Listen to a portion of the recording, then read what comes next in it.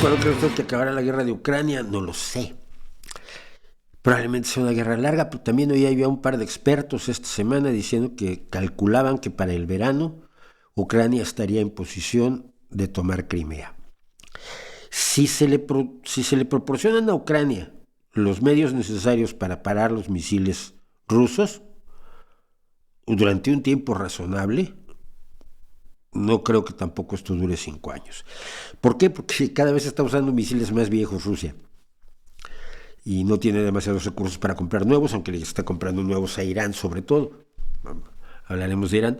Entonces, por lo que yo voy siguiendo de la guerra con los expertos militares que conozco, la situación no es halagüeña para Rusia en modo alguno, pero la situación es terrible para una Ucrania que ha visto que los ataques no son contra el ejército ucraniano, sino contra la población civil. Se han cebado sobre la población civil, sobre las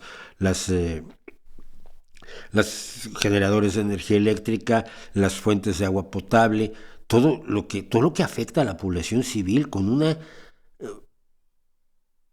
sadismo que a mí me aterroriza. O sea, entiendo una guerra entre dos ejércitos, aunque me parezca aterradora, pero cuando en vez de pelear contra el ejército te lanzas contra sus civiles, esto no nos gustó cuando lo hizo Hitler, que fue contra los civiles, sobre todo en el bombardeo al Reino Unido durante la batalla de Inglaterra. Tampoco nos gustó cuando los aliados lo hicieron en Dresde, cuando destruyeron la ciudad de Dresde.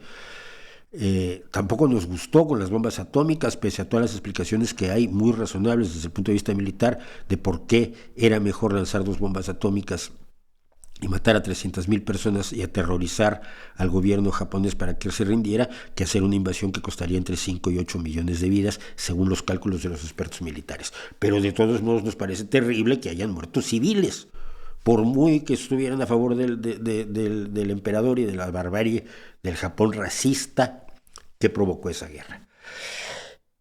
Entonces no podemos estar a favor de que Rusia esté machacando a los civiles porque no ha podido con el ejército ucraniano. Mientras no vio al ejército ucraniano, entraron hasta las afueras de Kiev.